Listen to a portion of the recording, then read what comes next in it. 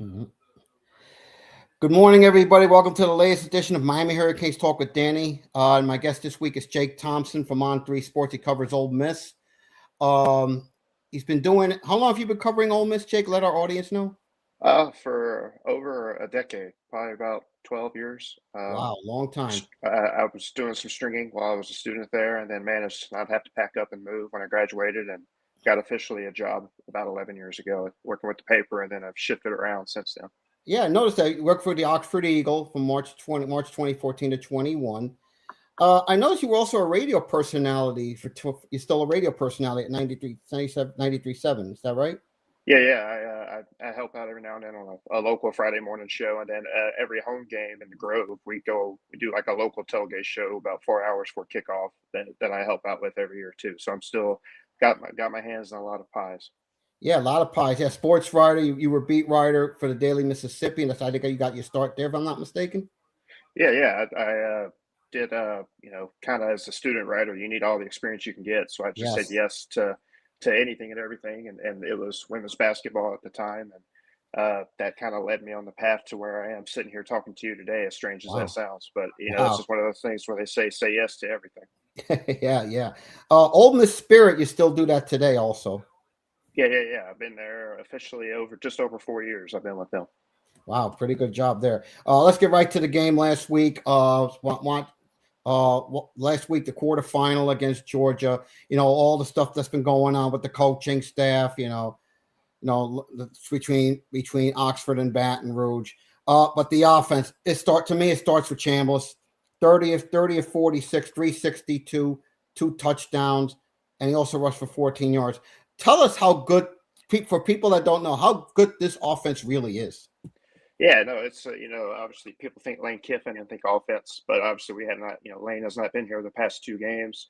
Charlie Weiss Jr., the coordinator, play caller, who will be going to LSU whenever the Ole Miss season ends, has been the guy at the helm, and it's been clicking along. It's just one of those up tempo, high octane kind of West Coast pass offenses, but that now this year with Kewan Lacey, as the addition, they've added that power running game and Yeah. a kid that can take the pressure off Trinidad for which is great for a quarterback, but I Hmm. mean, this offense has been one of the top in the country, and much to a lot of people's dismay, it didn't fall off when Lane Kiffin headed to Baton Rouge. Just in fact, it's may No. have been playing better the past two games. Yeah, I'm impressed with what Pete's done over there in Oxford. Only two games, and guys can prove. He was the defense. Wasn't he the defensive coordinator of Alabama Oh yeah. He was under there for Saban? about 5 years, and then Lane hired him about 3 years ago.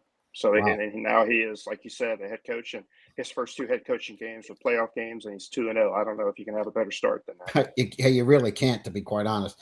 You talk about Lacey. Hey, that guy's a bruiser. That guy's a bruiser. He could pound you. He's the kind of guy that can really pound it down your throat. But to me, the big three threats they have is Chambliss, Lacey, and Harrison Wallace, who went for a $156 last week against Georgia. Yeah, no, he's that receivers room. It's been so stacked, and we've got five. They may have 5, 6 guys with at least 30 something catches this year. I mean, it's hard for a room to have that success, and not and maybe nobody's selfish. Everybody's like, hey, if it's that guy's turn that week, and it gets us the win, that's what we want. And Harrison Wallace is the lone guy with the playoff experience on this team. Made it to this point with Penn State last year, losing Mhm. to Notre Dame in the semis, but he's been in the Fiesta Bowl before, been this far in the playoffs. So for him to have another opportunity just that second year, that speaks to what Ole Miss has done, but the talent that he's been able to give. And I look for him to have another, big game. They tend to run with the hot hand from the week before, and I would Yeah. expect he's going to be a guy that they're looking at early Thursday. Yeah, they have another guy, Sterling Dribbling. One back went for $122 last week. Also, he's another big play guy. Tell us Yeah, about he him. transferred in from Oklahoma State. So this is his first, I guess, all year. He'll be out of eligibility, but he's this wide receivers room. Everybody kind of thought it would take a hit when Trey Harris left last year, and then some other guys just for graduation. But I think as an overall room, it's probably best top to bottom it's been. And then you have a returning Caden Lee, who's just hadn't had his best year, but that's because defenses have been keying on him, and that's where Stribling and Wallace and even Deuce Alexander, a Wake Forest transfer, has been able to shine here and there. Yeah, 473 last week offense, 362 passing, 111 rushing, 6.5 yards to play, 22 first downs, and 73 plays. You talk about up tempo. You go over set 65, 70 plays, if not more, hey, you're a high octane offense. And I'm watching them on film right now, and I'll tell you, they are impressive. They are impressive. No, they I think set the playoff record in the first game against Tulane, scoring in 59 seconds. I think that's now the fastest scoring drive in playoff history. But that's just old hat for Ole Miss. I mean, that tempo is what they do. You know, the offensive linemen, they get them in shape in fall camp, you know, in the dead of August heat, and they got them going and going. And, you know, that's the one thing is that they never had anybody get really gassed. And I think that speaks to the conditioning because they have to be. I mean, and even the defensive line is conditioned because they're the ones going against them in practice and camp, going up and down that field at a rapid pace, which helps them, you know, against these top tier offenses they're facing now. Yeah, it looks exactly. Now let's talk about the defense. People don't talk about the defense enough. All the talk has been Chambliss, Lacey, Wallace, and that offense. But their defense, to me, Will Echols had 5 tackles last week, and he had 2 broken up, 2 tackles for loss, and 3 solo tackles. Tell us about the defense a little bit, if you can. Yeah, no, it was one that maybe had some questions because you had to replace 4 NFL guys that that were on that offense or defensive line last year, and Walter Nolan, who it was playing out here in Arizona. He kind of been battling some injury stuff. JJ Pegues, who was with the Raiders, Princely Umanmielen, who's with the Panthers now in the playoffs, and Jared Ivey, who I believe has been kind of a spot piece with Seattle. So I mean, that's 4 NFL guys you've had to replace. And so it took a little bit. Will Echols and Xavier Harris are the 2 returning veterans. Basically, Echols a sophomore, but that's a veteran now in the SEC years. That are the interior defensive tackles, and they've had some, brought in some guys, Deshaun Womack from LSU and Prince Will, the brother of Princely Umanmielen from Nebraska. It took them a little bit, but Prince Will has really turned it on the second half of the season, has become a threat on the edge. And then you've got another homegrown guy, Cam Franklin, who's a sophomore, who has also kind of found that second gear, and it's just taken all 12 of the regular season games for that defensive front to gel. And really, the secondary has come on. That was the biggest concern of the entire defense, was that back end, just because you had to get a lot of transfer guys, lost a lot just from graduation last year, or some who hit the transfer portal that they probably wish they'd have kept, including Lewis Moore, who was at Indiana and having a great year. It took all year, but Pete Golding and Randall Joyner, the defensive line coach, they've worked their magic once again. And it's not the best defense probably in the playoffs, but it might be one of the best defenses now after they knocked out Georgia. Wow, and the way they knocked, and they nearly beat Georgia the first time, if I remember correctly. They had a lead in the fourth, and then Georgia came back to beat them. Yeah, just needed 1 stop, maybe 2 in that game in October, and couldn't do it. And then, of course, as sports goes, the first 2 possessions in Sugar Bowl, Ole Miss gets them to punt. So that's just how that works sometimes. Speaking of punting game, I looked at another thing. Oscar Bird 3 punts last week, but to me, who I was most impressed with, Jake, when I saw the game, was Lucas Caminero. My goodness, that guy has got a cannon for a leg. Yeah, that's they went and got him out of Western Kentucky, and you sit there and you go, Western Kentucky, you're not piecing that together as any kind of top tier talent, especially as kicker.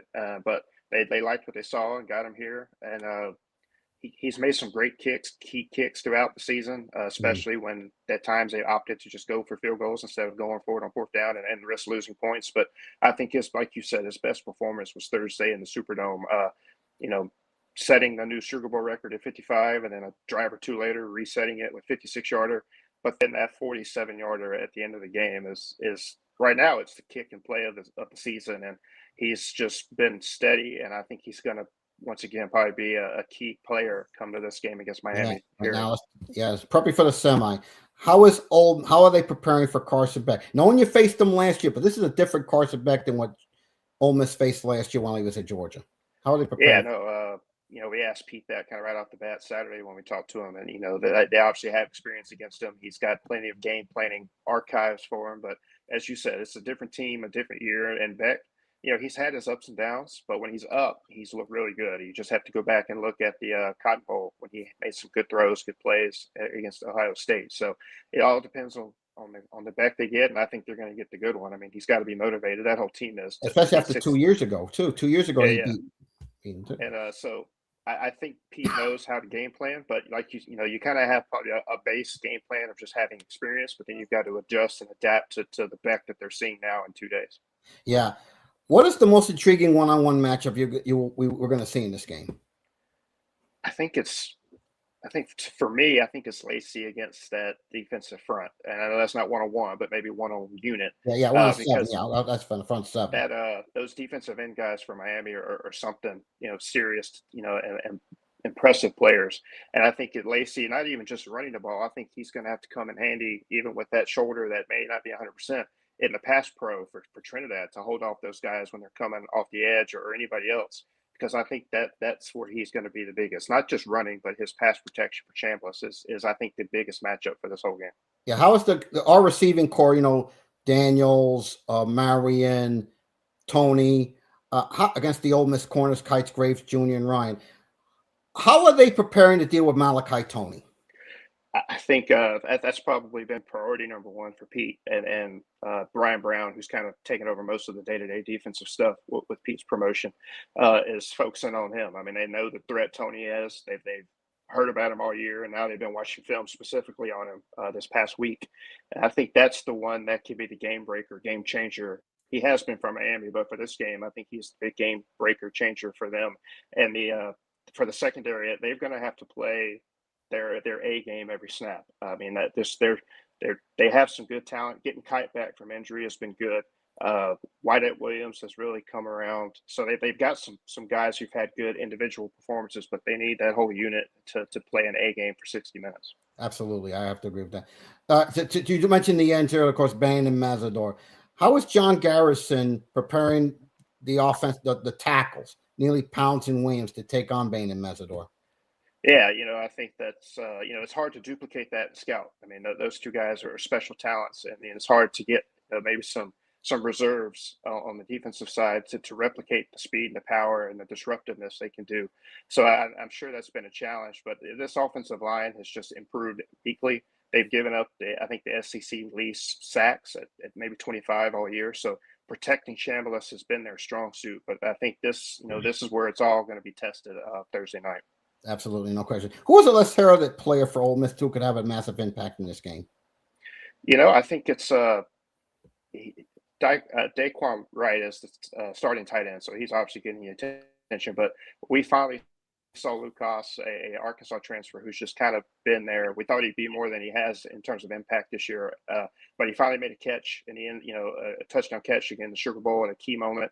I think that maybe gave him some confidence. So I would not be shocked if they dial up some kind of two tight end stuff that with Daquan maybe as a decoy at times and get Wright or get Luke open to make some key stuff. I think that's kind of an unsung guy that could be an impact for the offense.